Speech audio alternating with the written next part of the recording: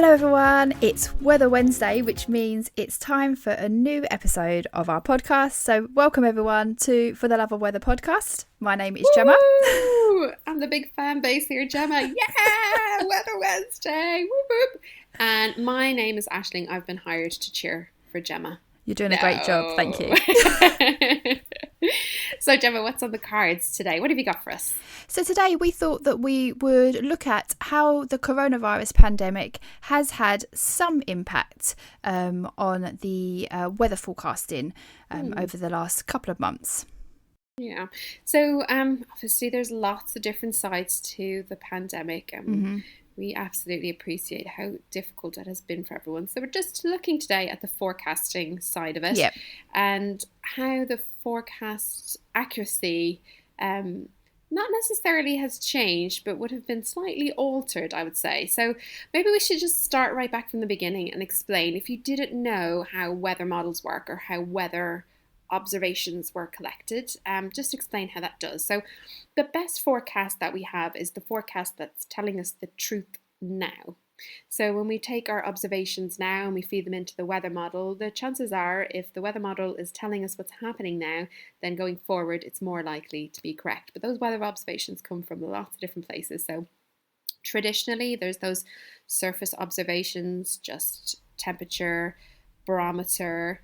And then obviously as technology has advanced, we now have satellite imagery that can show us lovely pictures. The sensors on the satellite send us back lots of information like relative humidity, wind speed, actually even at the height of waves as well, and also radar systems. So most countries have some sort of a weather radar that picks up rainfall amounts, but also commercial aircraft. So Gemma, do you want to tell us a little bit about that? Yeah, so we have commercial aircrafts that are flying around the world. We've all seen them on, or many of us would have seen them on those flight radars that you can see. You can see there's loads of commercial aircrafts that are flying around, and those commercial aircrafts are actually recording observations for us. As Ash mentioned, we do have observations that are recorded at the surface, but we also have these commercial aircrafts that are going around and they're collecting things like temperature, they'll collect wind data as well, and those observations are then fed into the weather models that we use to produce our weather forecasts.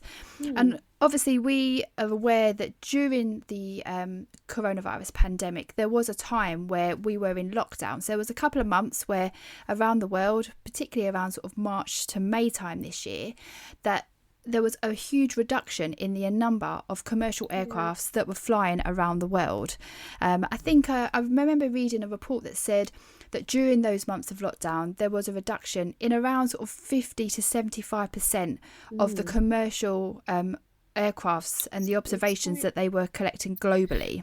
Yeah, and so one of the reasons why that is, considered significant, or certainly would have just been something that was talked about, is that a lot of those aircrafts rely on the jet stream to fly through. So either to not fly through it if you're going against it, or to fly through it if you're going in it. And so collecting information on the exact wind speed, the humidity, etc., allows us to really well verify what the computer model thinks the jet stream is versus what we know it actually is. And then you can marry them two up and it just makes your forecast that bit more accurate. Now, when the weather is pretty slow moving, I suppose it wouldn't necessarily have as big an impact. But if there was a big weather event on the way, these are the types of things that you would definitely want to know. And a lot of the aircraft as well fly around the northern hemisphere rather than the southern hemisphere. The reasons being, more of the population lives in the northern hemisphere. There's also more land mass around as well, so less flights would transit around the southern hemisphere. So that's a significant drop in information just from aircrafts into weather models. It's true, and obviously not all of the weather elements that we look at and we forecast for were affected the same way. I mean, some of them were affected a bit more, so things like surface temperatures, pressure, wind speed, relative humidity. There's a stronger suggestion that the COVID-19 pandemic did for a time have an impact on the weather forecasting of those elements, whereas other things such as precipitation maybe wasn't affected as much as those other elements were. Yeah. So like as a forecaster as well, obviously we have like a huge amount of information at our fingertips. And that sometimes actually can be quite overwhelming to actually filter through it all. And it always actually blows my mind how the weather modelers actually model the weather. Yeah. I mean, it's just insane how they figure out the physics of the atmosphere, because there's no definite stop or definite, I suppose there's a definite start in a way to the atmosphere. Um, if you consider, I don't know, the surface of the ocean, the surface of the sea, the start of the atmosphere technically is just like a different medium going through the water and then into the thing. But it's just incredible how they managed to, figure out how all of that air actually moves around. I mean, that's a whole other topic itself, isn't I it? know. Like how weather models are actually created. Yeah. It's unbelievable. A lot of respect for those people. I definitely couldn't do it. That's probably where you do want your maths. Yeah, you definitely want it then. It's probably yeah, it probably is where you want your maths. But anyway, and I mean, we know COVID obviously has affected lots of things, and it's still affecting us now and is likely to do so as we go forward. But it is interesting when you remove something that you kind of take for granted that you have as information. I wonder, going forward, will that actually make a change in some of the science that they come up with? And I know there is new satellites up there that have been put up in the more recent years that do really good profiles of the atmosphere. So for some of you that don't know, so some of the satellites, some of the older ones, pick up infrared. So infrared is actually a medium we can't physically see, but if we put some filters onto it, we can see. And we kind of change the colors around as well. So if you see the color white, you know that something is very cold. And if you see the color black, you know something that is very warm. So you're kind of interpreting what you're seeing as, if there's lots of white, it's not just cloud like the color white, it's actually cold, which tells you the cloud is really, really high up. And so kind of more traditionally, you can't actually see through that. So you might be able to see that there's a weather front from the top of it and understand the temperature of the top of the cloud, but you wouldn't be able to understand the profile going through it, or where exactly it was most dense. Where is the most dense cloud? Because cloud tends to bundle up into 3 layers, low, medium and high, and you kind of find, have you ever taken off on a cloudy day, you'll probably pop out into some sunshine, and below you is sort of a blanket of cloud, and then there might be another thin cloud above you. So satellites have really come along, sensors really have come along. However, there's still nothing quite like having that sort of immediate profile popping through the atmosphere. And especially in hazardous weather as well, it does pick up some smaller scale detail that allow for very localized warnings to actually happen. So that's another thing. Although there wasn't bad weather, thank God, it was actually, well, from my point of view, it was quite a dry spring actually. It was. Of it. We did, the weather during sort of those spring months was very nice actually. It was nice to be able to forecast some nice weather for people during that tricky time. I definitely valued it, because we spent like easily the first 2 months just out the back garden, because we didn't really know a lot about how any of this, really who it was affecting. And actually I had 2 sick children at the beginning of lockdown as well, so we were a little bit afraid for them. They actually had a chest infection, so that was a little bit tricky for us as well. So I was really grateful for it being dry and us actually getting outside as well. It definitely helped, although I still felt a little stir crazy at times. But I think a lot of people. But the fact that we had some dry and sunny weather did mean that people were able to get out for their daily exercise. And I did find that actually people were talking about the weather a bit more. I noticed that it was a bit more of a conversation about, oh, the weather's nice today, or, oh, really glad that there hasn't been any rain. Although when we do have dry periods, we then start to think about whether there's going to be enough deficits in water supplies and stuff like that. So, but I mean, this spring, so spring 2020, it was the sunniest spring on record for the UK. And our records for that go back to 1929. So it's a long record that we have there. Yeah, it's a pretty good representation of it as well. And I've also actually been asked whether the pandemic impacted the weather. So whether like not having as much aviation flying around has actually made a change. And it really didn't. We were just very lucky with the weather. If you consider dry weather to be lucky, forever the biggest sin of a forecaster is telling somebody it's going to be a lovely day because there's sunshine, or and being, oh, it's wet, but the wet rain is going to clear.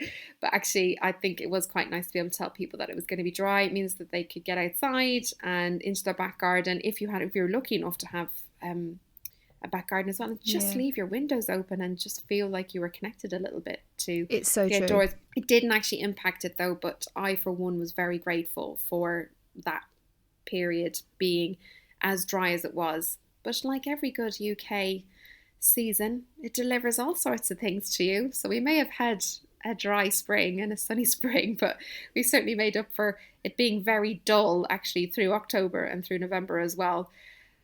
I'm not sure if it was a record breaking one, but it definitely made some record. I think it was one of the top 10 dullest ones in the UK. So giveth and we taketh away. It's true. Swings and roundabouts with the weather. That's Swings always the case. Absolutely, yeah. And then I guess another positive thing about it as well was obviously the CO2 emissions did go down, and as we all know, going forward, that's the one thing that we are trying to reduce and trying to do better and trying to come up with more clever, innovative ways of helping to sort all of that out. But actually, this lockdown, as we are technically kind of still in one, there's still sort of restrictions on how we're travelling. I, for one, have certainly kind of changed how I've worked. Has it changed how you've worked, Gemma? It has. So myself, like many people in the UK, have started working from home. I have never really thought about the fact that I might be able to work from home before. But as we went into lockdown, my company worked very quickly to be able to allow us to work from home. So I'm still working from home now. I do all my forecasting from my spare room. I do my night shifts from home as well, which is interesting.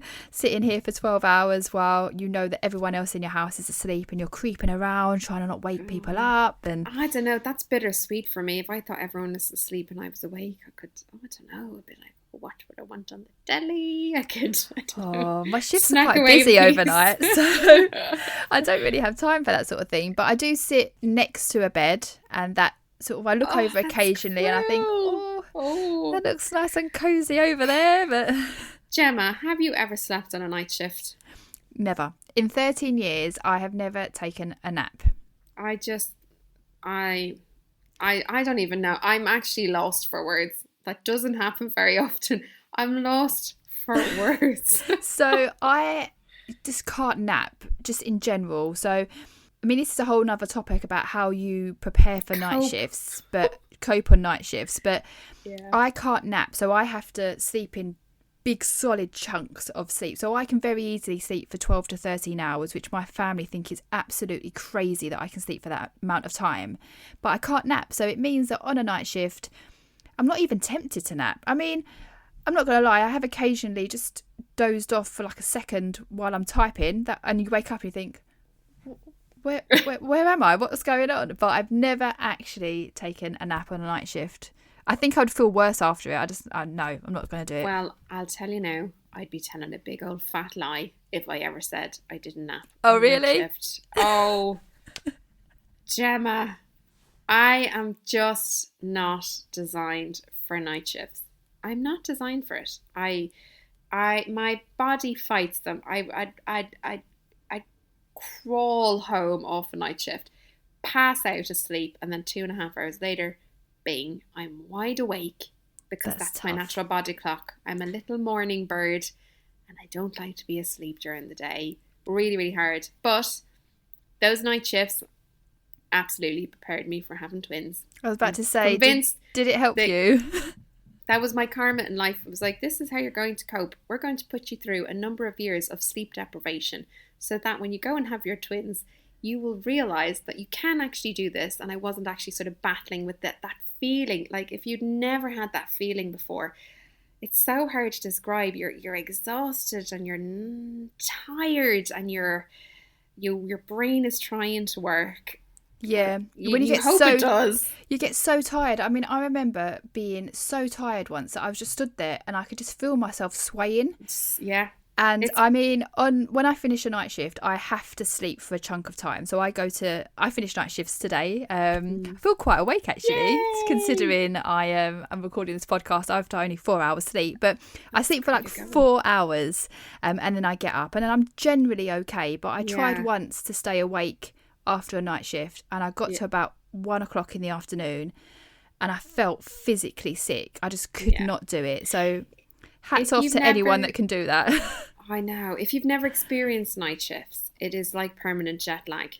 It is, but Two doing varying night levels. shifts makes it easier for you to get over jet lag. So there's one positive. Well, that's another thing because you just get up and go, don't you? You just get used Yeah, to walking around in a semi-permanent state, a yeah. semi-permanent haze even. Oh God, I think I'm still Semi-awake in it. I'm state. still in a, I don't know, I'm still semi-awake right now. I don't know, maybe I've never actually recovered. Like maybe this isn't, maybe I'm not really with it. Who knows? I could, another couple of You've years got sleep, two. maybe I could be brand new. You've got two young kids though, Ash. So I know, it's yeah, I totally know. understandable that you would be feeling Same. tired, and you're working as well. So Yeah, and for whatever reason, they call out my name when they wake up it's in the middle of the always the night. way. Mommy! Mommy! Mommy! Like, oh, say daddy. Say daddy. Don't say mommy. I know, I love you, but stop. Stop. Anyway, let's go back to a little bit more about the pandemic and forecasting as well. So, one of the biggest things actually that was picked up in some of the studies that were done was about the wind speed. So I was just mentioning as well about parts of the southern hemisphere that don't have as much data in them as well. And so these types of places really rely on aircraft going over and actually picking up data of wind speed. And one of those was there was actually quite a large deterioration over regions with busy flight paths, such as North America, Southeast China, and Australia, where there isn't as much data on the surface. So some of those deteriorated as well.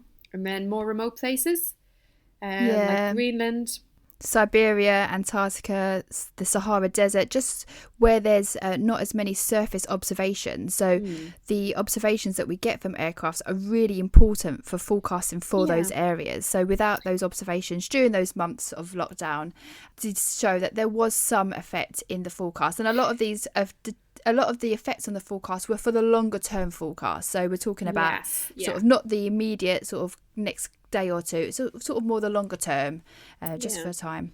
And just to kind of then put that into even more context as well, so not having that data sort of feeding into the model, like we all know that, okay, whilst the weather might appear just to come from very close by when we're doing like a public weather service forecast, actually, the whole atmosphere is interconnected. So if one little part of the atmosphere isn't quite correct, it can hugely impact something that's downstream. So some of those errors amplify, and the amplification can be quite large as well. So not so much in the short term, but in the long term. And we've had a little chat before about global teleconnections, and it's something, I won't say it's a new science, but I say it's more in common speak now, just more kind of thrown into your average forecast, global teleconnections, where maybe 10 years ago it was more of a specialist subject. It's still specialist, but we have a little bit more of an idea about how to understand long-term trends and how if one of these global teleconnections is telling us one thing, maybe wouldn't be as trustworthy of a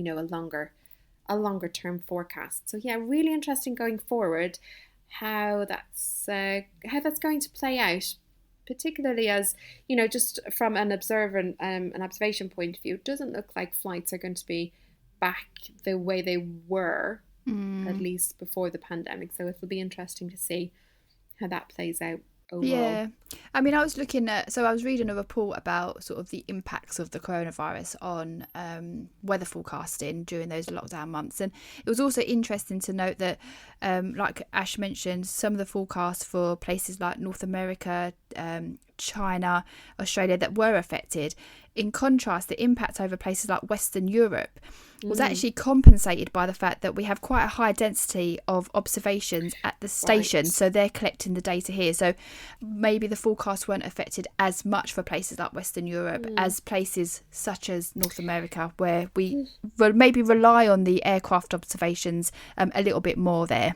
Yeah, and also the weather was very slow moving, and that's also a key thing in forecasting as well. Yep. And it goes back to this word confidence that you're going to hear throughout these podcasts about how confident you are in the forecast, but actually meteorologically speaking, what you're kind of saying is that out of all the hundreds of weather models that are produced every 3 to 6 hours, there's a consensus of what they're all saying. So maybe like 80% is saying this and 10% is saying that, and another 10% is saying that, or 5% is saying that, and there's some outliers. And we talk about confidence in the forecast. You're saying, well, if loads of the weather models are saying this thing, well, actually, that's a confidence within those models that actually you kind of are fairly happy about the consensus of what you think is going to happen going forward in the future. But if the weather is very slow moving, it's very easy to see change and to see small changes. When the weather is fast moving, the difference of like 2 to 3 hours can be the difference of having heavy rain in the morning versus heavy rain in the afternoon. But when the weather is slow moving, as it was in spring, where it was just generally dry, any changes were very easy to actually monitor. It's true. I mean, you might hear weather forecasters on the telly mentioning variable amounts of cloud. And I mean, we've both done road forecasting, and we know that during high pressure events, there are times when we're chasing around cloud amounts, and we we throw that phrase out quite a lot. We're just chasing around where the cloud will be, and in those situations, it could be that a cloud breaks in an area that the models just didn't pick up because of the nature of how the weather's moving. It's very slow moving. So those forecasts can be very tricky, and they can lead to some very tricky night shifts, especially during the winter. Yes, especially during the winter. I was going to say not so much during the summer. I think it's a little bit easier to forecast that temperature profile of how it's going to look. Maybe in the day, maximum temperature forecasts, it does impact it whether it clouds over sort of earlier on in the day or later on in the day, if you get that kind of flattening, that stratocumulus flattening of cloud. But yeah, at night time, overnight, especially during the winter. So, I mean, we've both been on night shifts where a cloud is broken, it's a cold air mass, and you just see the temperatures, they just dive down. Rockets. Yeah. And if you don't know how cloud actually affects forecasting overnight, cloud sort of acts like a blanket. So by day, if there's lots of cloud, it'll stop the temperature from going up. So solar radiation can come in to heat the ground, which then transfers the heat to the air and heats the air. So it can come in, so the temperature range won't be as large during the day, but equally overnight, it traps all of that heat underneath. And so if there's any break in that, it's like lifting off a duvet, and all of the heat just escapes. And there's literally an immediate response of feeling cold. So it's very, very much like a duvet. Anyway, we're going down a road surface forecasting little rabbit hole here. We haven't done road forecasting for quite a while. It's probably why we're so perky talking about it. Much respect for all of the road forecasters. Definitely. Much respect. Yeah. It's tough. Road forecasting is a tough part of weather forecasting. And one side of a road can be different from another side of the road depending on what's underneath it, and whether it's a sandy soil, clay soil, if it's shaded, or if there was like a hay bale beside it, or maybe that part of the road didn't have the exact same depth of layer, or maybe the 30 centimeter road surface temperature wasn't actually at 30 centimeters, and so it has a different range. It's so many variables. So happy not to be doing that anymore. Massive appreciation for it though. Anyway, shall we finish up with some weather wisdom? We have, although you haven't told me how your work has changed during coronavirus yet. I'm intrigued to know. Yeah, so I do some of my work from home. I was very much like you as well. My employer was so quick to respond to this, very quick to put sort of safe mitigation into place, very quick to adapt everything. I was very lucky, and also very quick to adapt with me as well. So I have some young children, so it just meant I had different challenges because we weren't actually using childcare, and so we were sort of splitting out the childcare. So I was able to do all the things that I don't actually need to be in the office for at home. So like you, I could actually do quite a lot from home, but there was an element of studio work that I did need to do. But actually, in hindsight, I do feel quite lucky because I got to get a little break when I went in. And it was just, it was nice, it was a really tough time. It was a really, really tough time. But the studio part of it, I did actually continue to do in the studio, but it was all very safe how it was carried out. It was really quite clever how quickly everybody came together to do everything. And it has meant as well that as the year has progressed, it's been very easy to kind of work around different tier systems that we've had here in the UK for, perhaps some area is in a different tier that you can't mix with people, etc., etc. But it has actually made it very easy and flexible to do that. But I have continued to do the work stuff at home. But I was also quite lucky as well that actually all of the systems that I work on are already very internet based. So they're already designed. well, everyone's on internet based now, but what I mean is I could connect to everything I needed to connect to from anywhere. Yeah, So I've I been was really amazed. lucky. Yeah, I feel very lucky to be able to sit at home and to connect to a computer that is in a completely different location to where Yep. I am, and Yeah. makes the technology has just made it.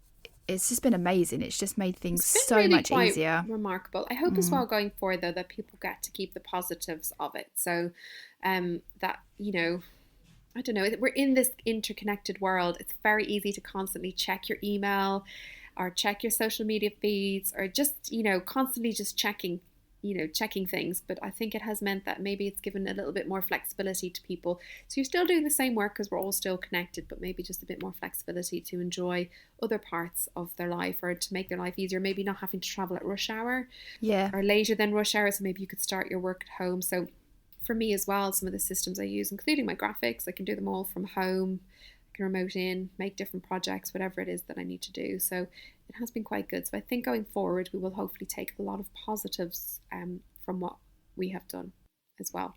But as forecasters, we have actually kept working. It's true.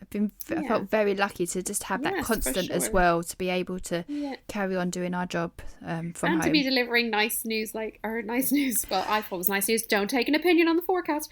But, yes. Dry weather, you can get out any part of the day, not worry about it. And, you're going to be dry and also warm as well. Although we did have another record-breaking temperature this year. There's quite a lot of them. I know, it does seem like there's a lot. Yeah, there's been a lot of temperature records being broken this year from what I can remember.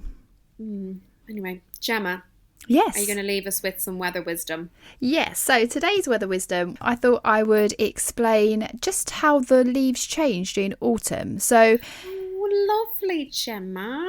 Do tell. The leaves this autumn have just been stunning. They've been absolutely beautiful. They have. Oh my God, I'm obsessed. We're both obsessed with weather pictures.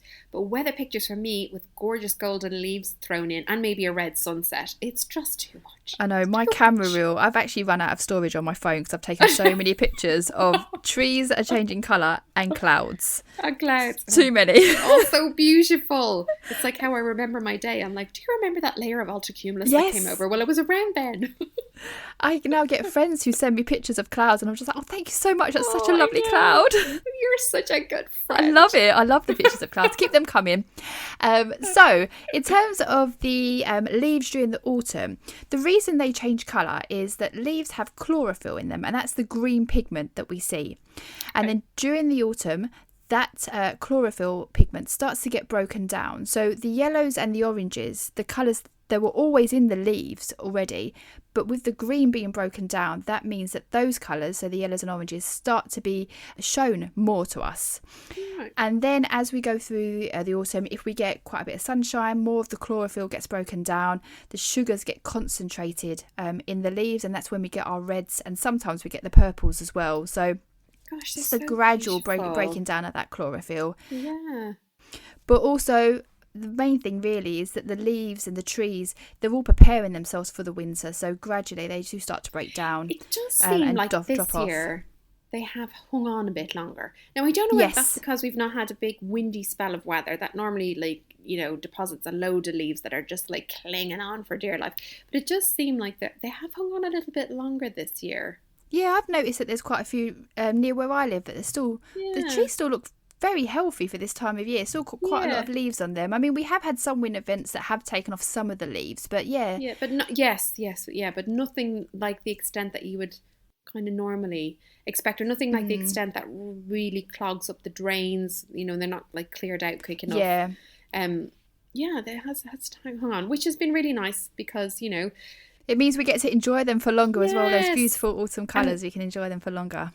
For sure. And I've spent a lot of the last few months actually walking in forests. Me too.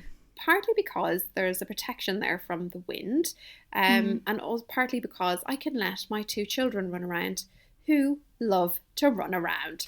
And I can keep an eye on them because I can't sort of catch them at the same time. So it's impossible. One will go one way and one will go the other way. So in a forest, we're pretty safe. So I've really got to appreciate the leaves, the colours. And it also reminds me of that gorgeous like microclimate that a forest has. It's such a place of protection. It really is. I've spent Yeah. quite a lot of the sort of last few months going for walks in the forest, and it's just Yeah. something so calming about it. And obviously, Isn't there? the trees just look beautiful, I and know. especially when the leaves are changing colour, it's just such a nice time of the year. I think autumn's probably my favourite season, actually. So, gosh, that's a big statement, Gemma. I know. I'm putting it out there. It's out there now. Now it's out there now. I actually think, spring is probably my favourite season, more so because we're gaining daylight, but also you can have snow, but you can have sunshine, and you can have warm weather, and you can be on the beach, and then you can have these gorgeous big hail showers, and then April showers. That's another weather wisdom that we must get to. Oh yeah, sometime. definitely. Well, where did April showers come from? Well, you'll just have to hang on and find out.